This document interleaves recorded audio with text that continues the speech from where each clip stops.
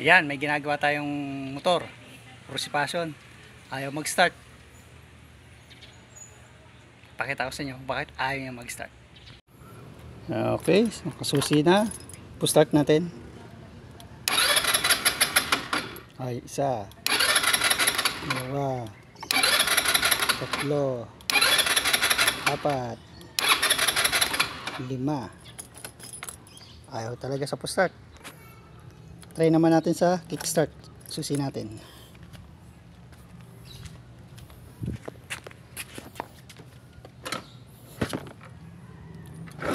Isa, dalawa, tatlo, apat, lima.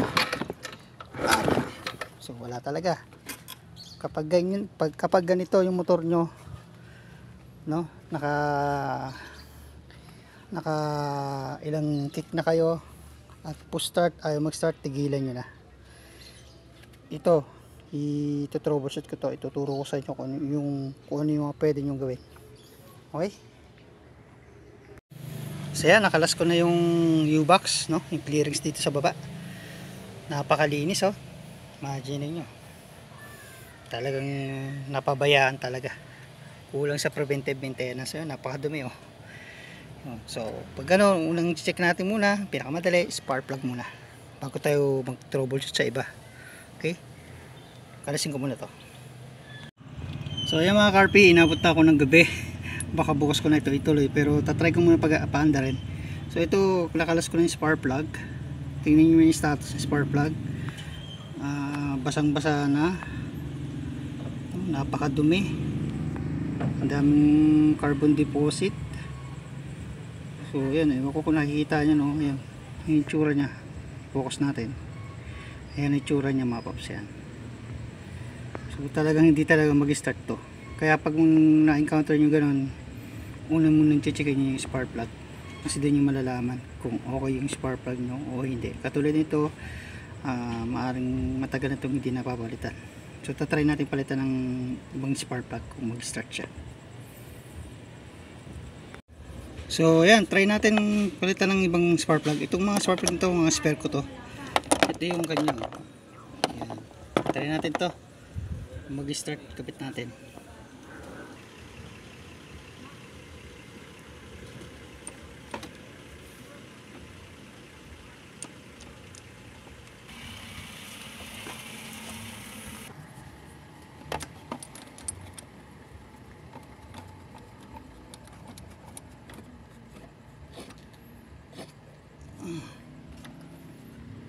Ayan, nakabit na natin.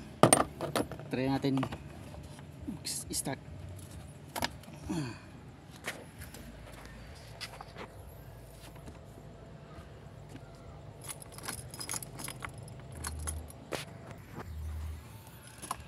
Ayan, start.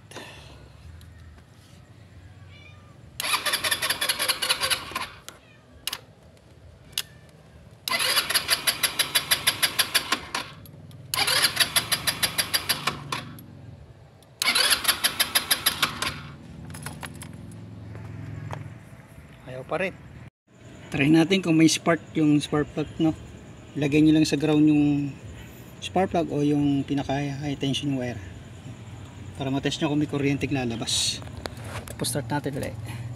Tutok natin yung camera.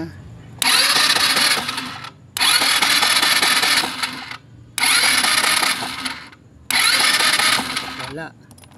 So ibig sabihin walang kuryenteng lumalabas sa high tension wire o spark plug cap or sa ignition. Hindi siya walang output na kuryente.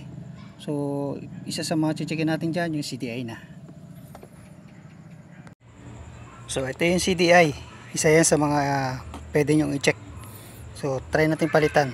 Ito yung dati kong CDI, kung try natin ipalit kung mag-start to. So ayan, checkin ko na rin yung stator tsaka yung pulser. Talagang wala talagang kuryente, totally. Talagang mahihirapan talaga mag-start. Yung CDI, pinalitan ko na rin, wala pa rin. Kaya last option ko ito. try ko muna linisan. Pag hindi pa rin gumana, magpapalit ng stator. Okay, yun lang mga paps, balitaan ko kayo ano mangyayari. So yan, nalinis ko na yung stator, magneto. Ito lilihain to, ito yung makikita nyo, no? Yan, yung kalawang na yan, yan lilihain yan. Pag sobrang kalawang na rin yan, hindi na rin siya makapag-produce ng kuryente. So yun mga paps, naliha ko na tong part na to, yung pinagdadaanan ng ano, yung trigger ng ano, ng pulser, yung part na yan. Kapag may kalawang na yan, linisan nyo, lihain nyo. Okay, tsaka nyo ibalik. Good morning mga kapaps. Ito yung ginagawa ko kagabi na motor na ayaw mag start, kahit sa push start at kick start ayaw rin. So nagsimula tayong mag troubleshoot sa spark plug, talagang walang kuryente, no? Chinek ko rin yung fuel system, okay naman, may pumapasok ng gasolina pero walang kuryente. Okay, kapag gano'n ang motor nyo, ayaw mag start, no? Ayaw mag start sa push start tsaka sa kick start, unang checkin muna yung spark plug. Check muna kung basa na siya ng gas. Kung gano'n, basa siya ng gas, kuryente yun, matik yan. Checkin nyo isa-isa.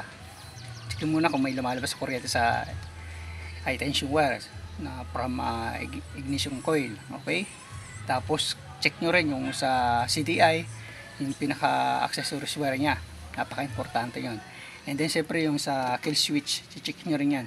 Isa rin yan sa mga nagiging problema, naglulusyon sakit. Kung wala na kayong mabibili na switch ng kill switch, hindi kayo makapagpalit, irekta nyo lang muna temporary para mapa-start nyo lang yung motor. Okay, tsaka dinamay ko na rin yung ano, yung stator na wala naman naging problema, tsaka pulser, nilinis ko na rin para solid yung kuryente. Yun lang. Tapos ang importante talaga yung wiring, no? Tinest ko rin, ginamitan ko lang ng digital tester yung mga wiring, mga connection, okay naman. Kaya ito tuturo ko sa inyo, napakasimple lang. Tara.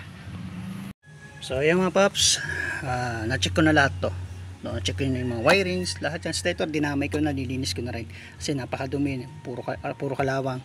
Linis ko na rin yan, dinamay ko na rin yan. Okay, lahat ng posibleng pwede natin i-troubleshoot natin. So ganito, simple lang, no?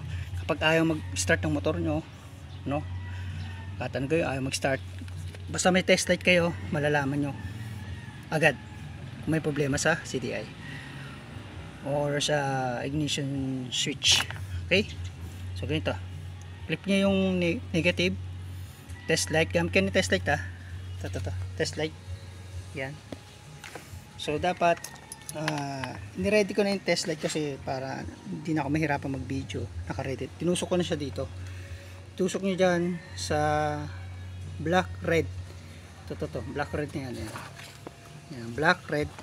Ayan kasi yung accessories wire, dapat yan pag nagsusi kayo may supply yan. So yung mga paps, no, kapag nagsusi kayo, dapat may ilaw yung test light nyo, no? Yung test light nyo, kukonek nyo sa negative terminal ng battery, tapos itatap nyo doon, tutusok nyo doon sa black red yan. Ayun, black red na yan, yung accessories wire. Dapat yan pag nagsusi kayo, may ano yan, may supply yan, ilaw yung test light yan. Kapag hindi umilaw yan, mga paps, may problema sa wiring nyo or yung wiring supply ng accessories wire nyo. Either may problema to sa ignition switch, no? Checkin nyo lang, minsan yan lumuluwag din yan yung mga connection yan. Siyempre sa araw-araw na pagsusi nyo yan, nailaw na siya ngayon, no? So yan, mag-start na to, try natin.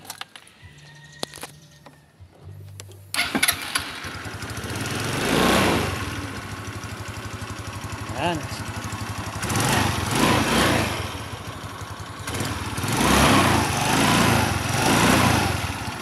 Isa pa uli. Ayan o, test light, umiilaw.